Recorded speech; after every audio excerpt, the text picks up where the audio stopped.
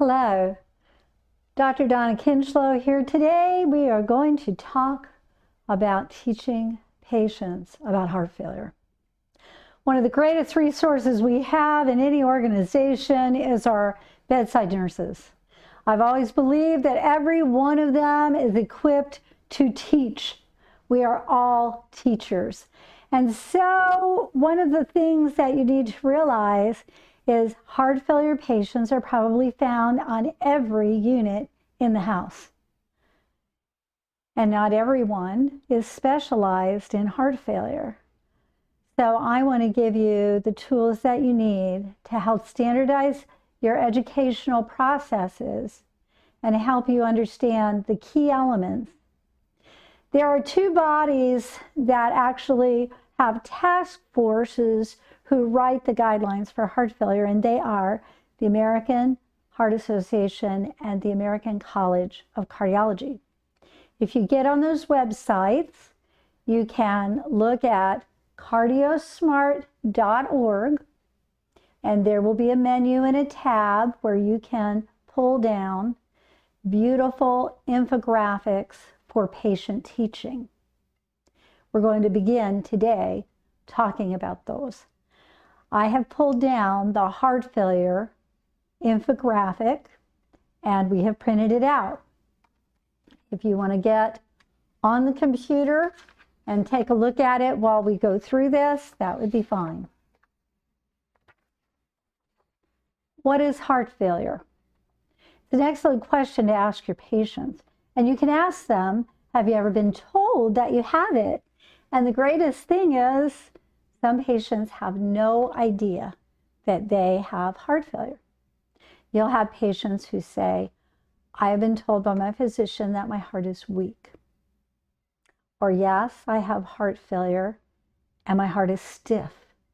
And so as you look at your infographic, the very top portion of what is heart failure, it will tell you your heart is a muscle, it is a pump. Heart failure is a pump problem. There are two types. According to the CardioSmart infographic, you see that they've named them systolic and diastolic. Same as we name our blood pressure readings. A systolic and a diastolic blood pressure reading. Most patients know what that is. What you need to ask them is, what is the heart doing during the top number of your blood pressure? It's squeezing. What is your heart doing at the bottom number of your blood pressure?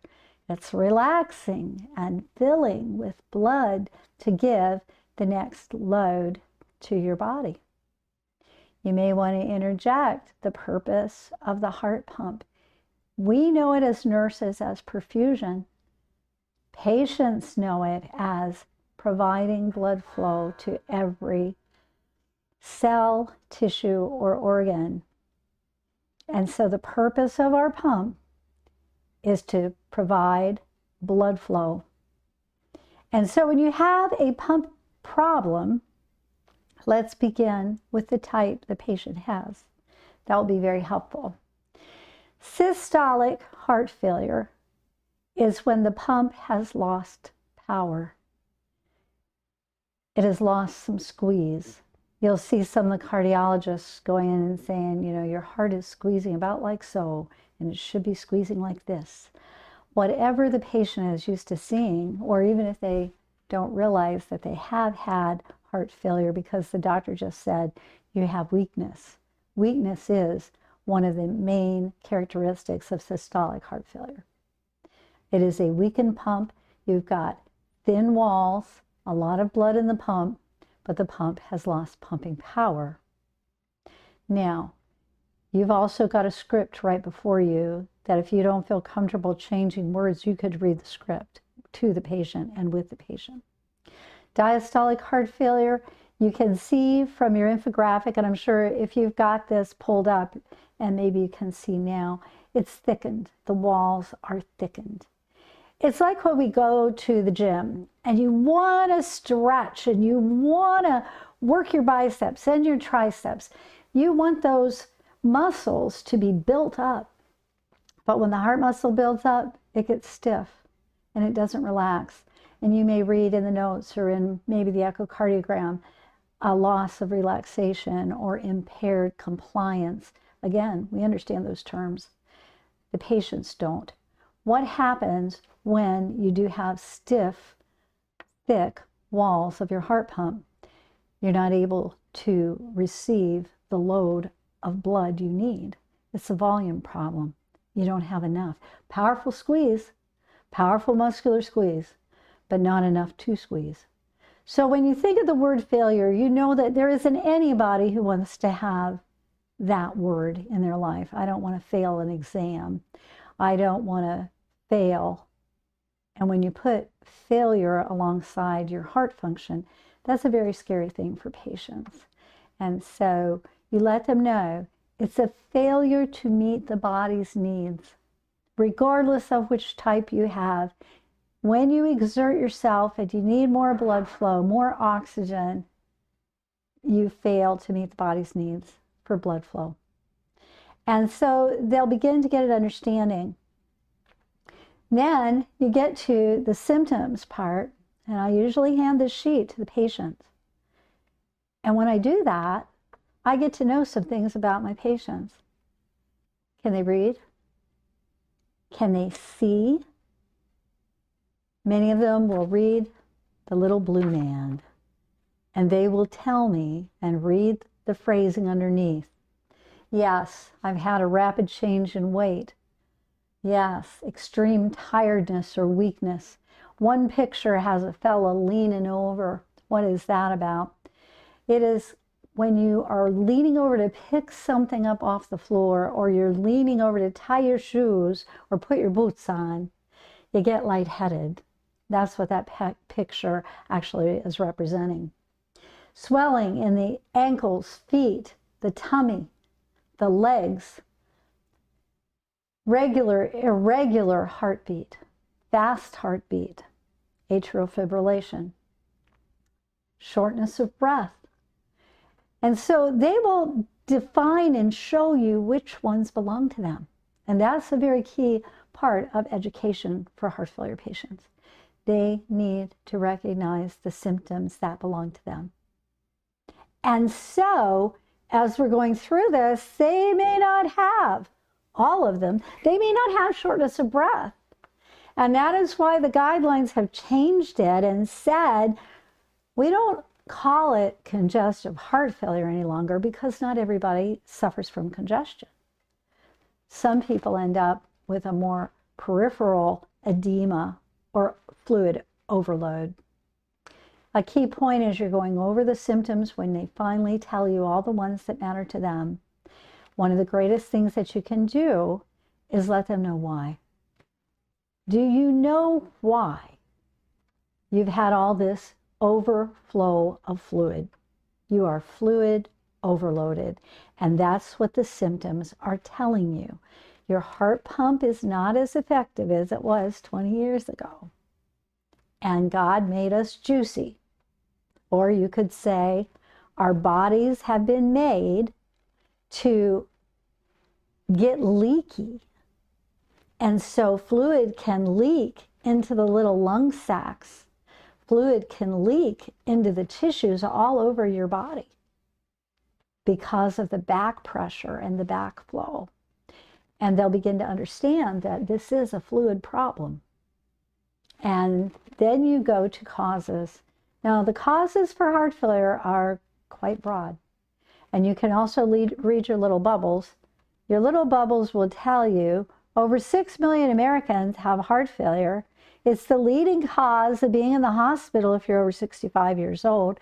And there isn't anybody that really wants to come in. So when you get to the causes, I need you to know you need to be prepared. You never know what these people are going to say to you, but be prepared. And I would also suggest don't be judgmental. When I taught nursing school, I used to tell people you need to sometimes have a little bit of a poker face, and sometimes you're going to get like confessions.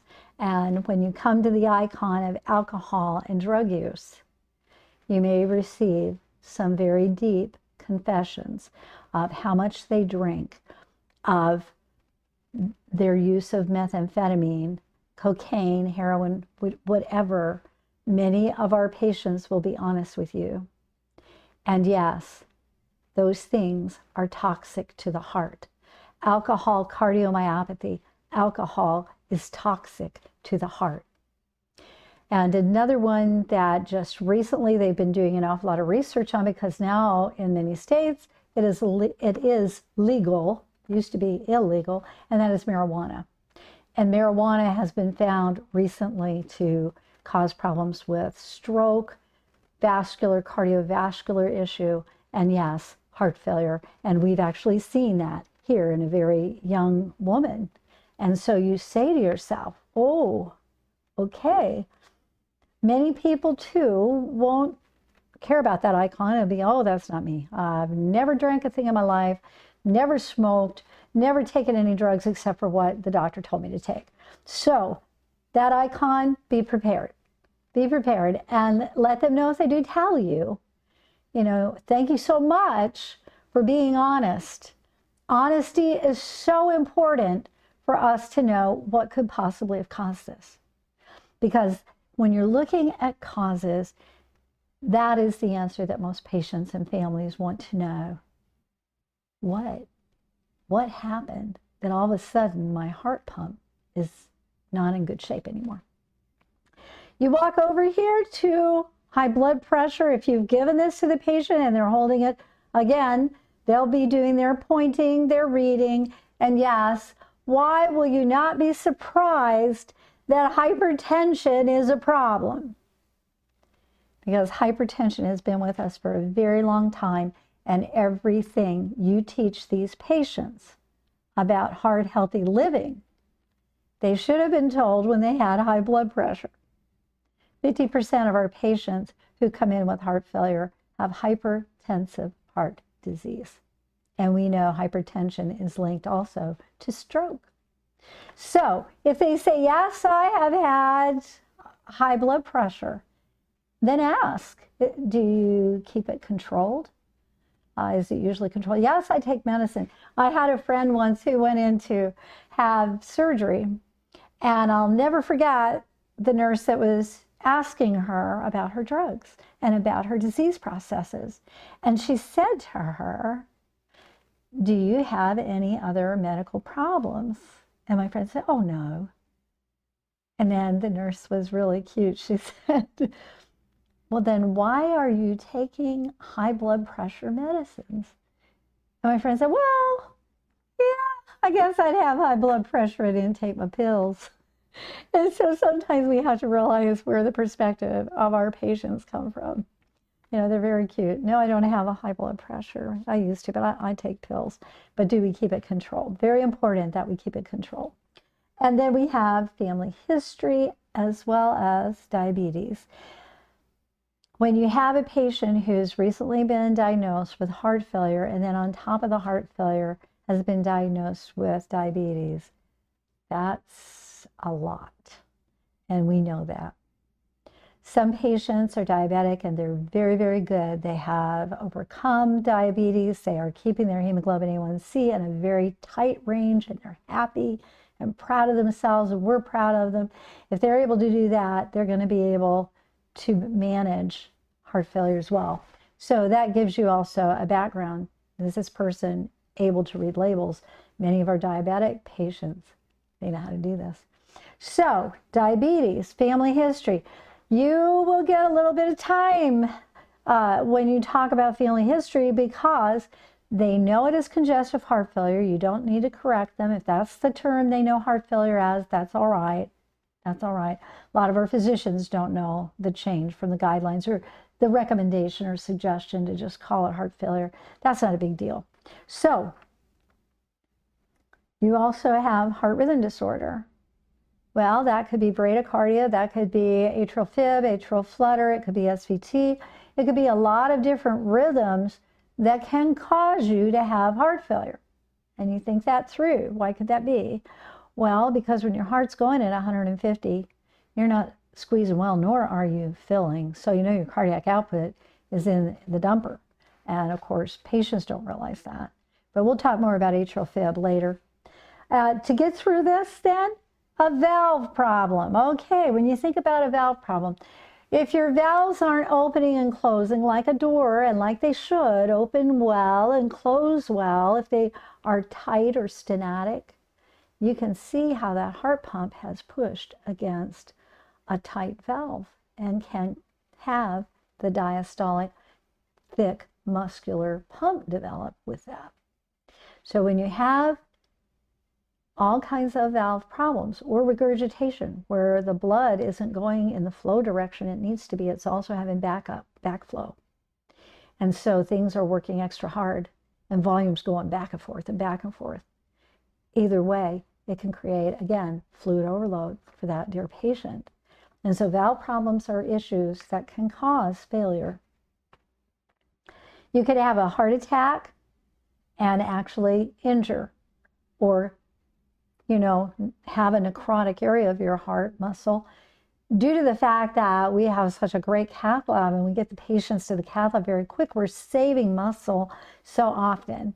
And oftentimes if they do have a heart attack, we get them to the cath lab and we're able to stent and reperfuse and get that good blood flow to that heart pump. Oh, how wonderful it is.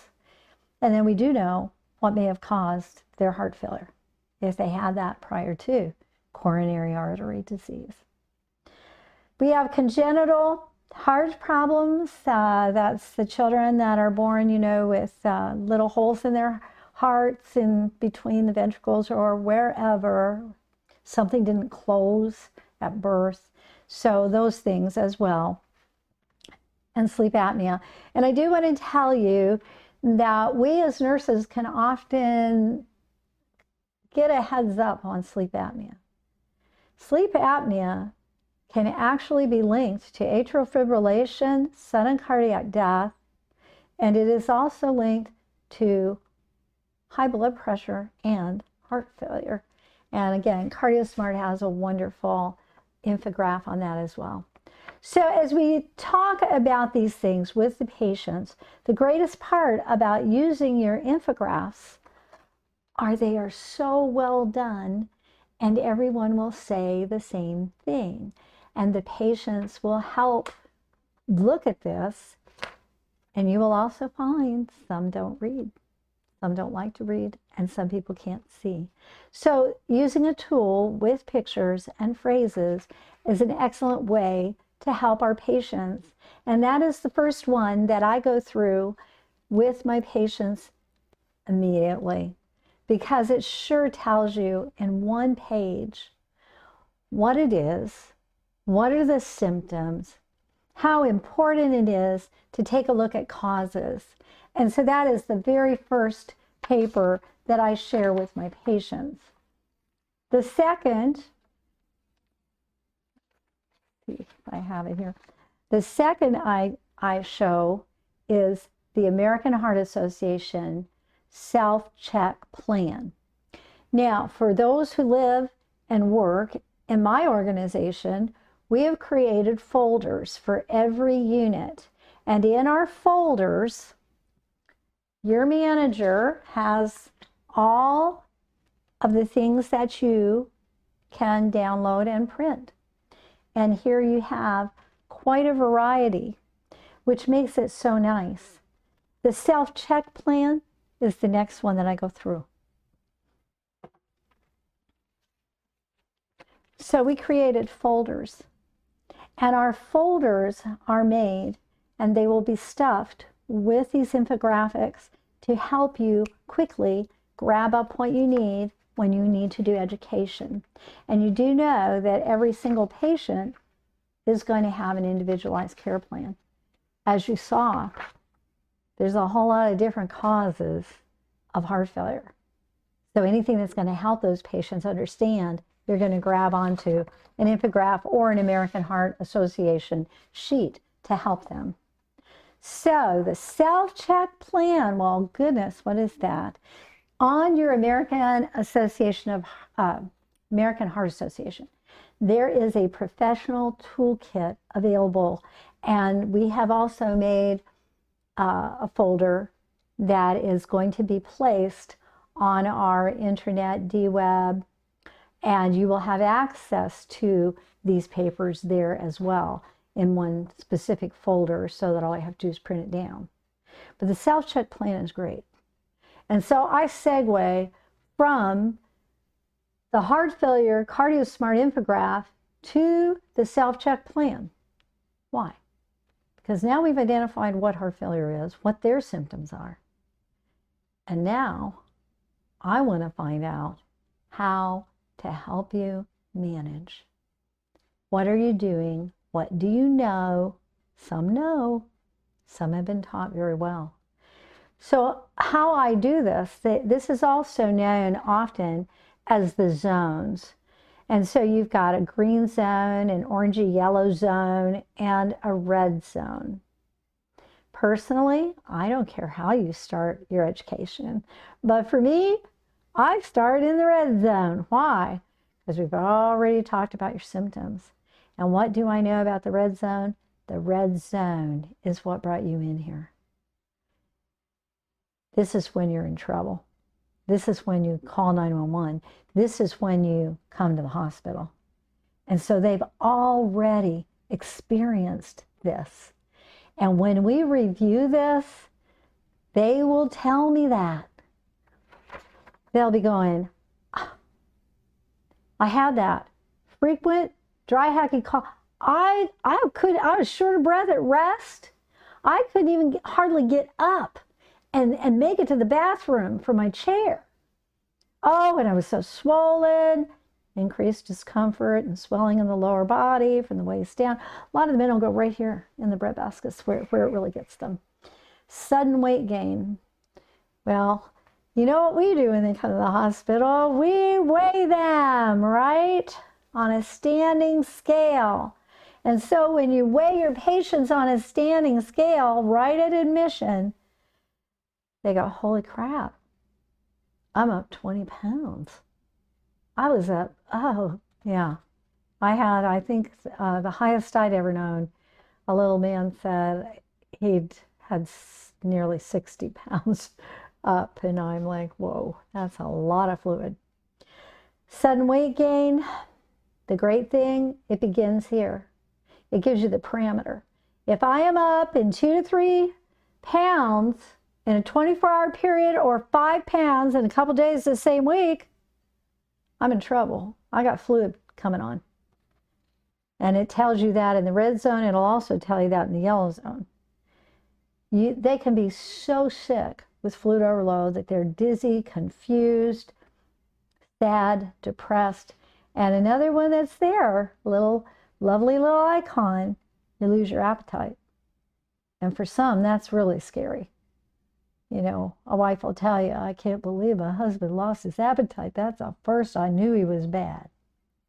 Yeah, that's how it would be for me too. If he didn't want to eat, I'd know something bad was wrong. Then this last icon on this sheet that is really good. You can't sleep laying flat.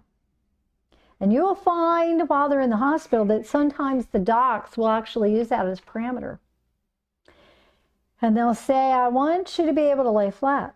And then if they're going to do any procedures, let's say you're going to go for a cath, you're going to have to be able to lay flat.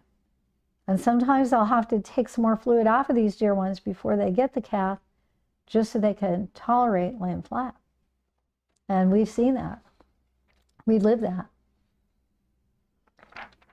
So you see, I start with the red zone, and the patients will say, where have I been there? And then I'll jump to the green, and I'll say, I don't want you back there again. I want you to stay in the green zone. And here's how you do it. And here's what the green zone is. And then we go over the icons for the green zone. The greatest piece is, I don't want them short of breath. When I talk about this little man walking the dog in the green zone, it says, you know what? Physical activity level that is normal for you. That is my opportunity to say, what is normal for you?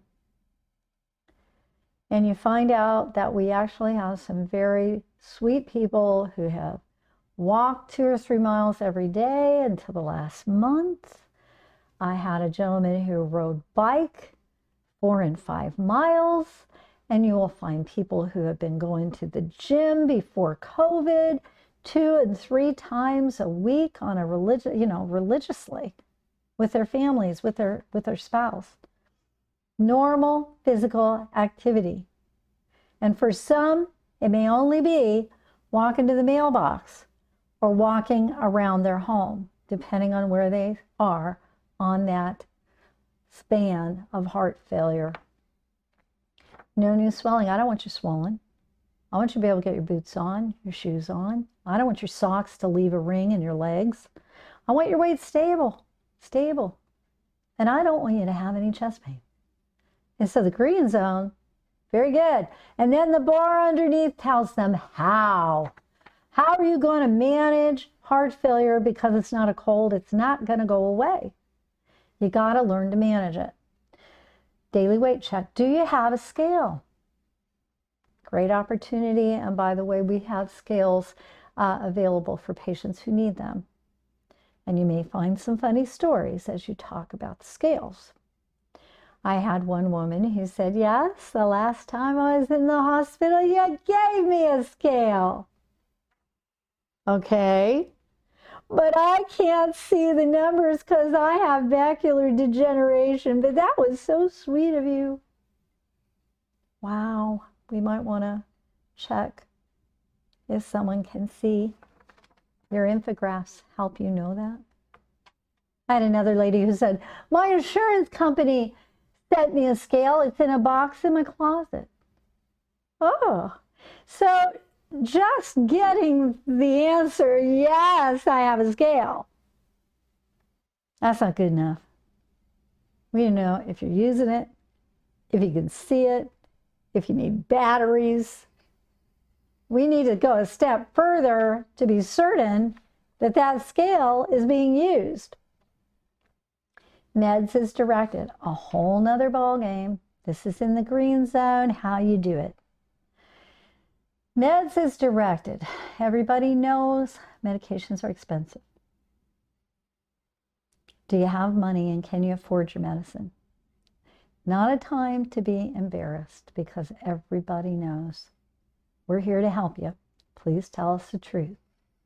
And hopefully they'll tell you yes, that they can afford them. And if they can't, we have medication assistance, and many organizations do. But you got to ask another question. And I don't care how you phrase it. There's 2 ways you can. Okay, so you have your medicines. Do you remember to take them? Do you remember to take them? I had one man who said, I keep my medicines on the coffee table in the living room. Do you remember to take them? Sometimes. When they say sometimes, it's really good to say, well, in a 7-day period, how often do you miss them and which ones are you missing? Because if we could possibly help them link their medicine to something they do every day at that time, I'll give you an example. A woman always was missing her lunchtime diuretic. And I asked her, so what do you do at lunch? I said, well, my husband and I eat lunch. Sometimes we eat out of a paper plate. Oh, that's what I do. I live alone. I use a paper plate. Good to know. Put your pill bottle with your paper plates, and you'll never forget to take it again. Something simple to help them, So meds is directed. Do they have them? Can they afford them? Do they remember to take them? And sometimes also, when you spend a lot of time with these patients, sometimes you need to know, how are you taking them? Because I had one person within the last year who told me they took them all at once a day, because they didn't want to take them 2 or 3 times. So boy, what was he doing to himself? So sometimes you kind of know, okay, do you have a calendar? Do you have a pill box? Do you have a guardian? A lot of our pharmacies now are making a pill pack for patients, which is really good because that helps them. And some of them, their family members are helping with their pill administration and how they do it. Some people put little dots on their pill bottles, and they're still pouring from their bottles. So regardless what works for them, we just need to inquire to make sure that they're safe and they've got a smart way to do this. Low sodium eating, there's going to be several helps for you, several handouts for you to give to the patients regarding sodium. Now, I will tell you briefly that some people don't realize sodium is in all foods. And I had a 34-year-old who looked very emaciated, and I said to him, "Are you eating?" And he said, "I'm not supposed to eat salt." And salt's everywhere. It's in everything. And I had to explain to him, you're allowed 1,500 milligrams to 2,000, depending on what your physician has suggested for you, milligrams. And I had to do some in-depth training for him to help him have an understanding. Yes, but it is an essential that we need in our bodies.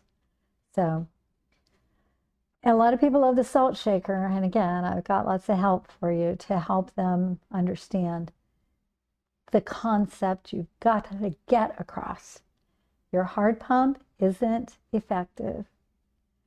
You don't want to make your pump work harder when you saturate your foods or eat a lot of fast foods that are very high in sodium content. You will hold on to fluid, and that will increase the work of a pump that's already struggling. It'll increase the volume of fluid, and it can make you swell. Follow-up visits, very important. They've done a lot of research on follow-up visits. The more eyes we get on our patients after they've been in the hospital, the better it is, and they'll do really well. Now the yellow zone, the caution zone. You want to know one of the things I have learned in a year and a half of being a heart failure nurse coordinator? The age group of our patients. This is a reminder. Take my pill.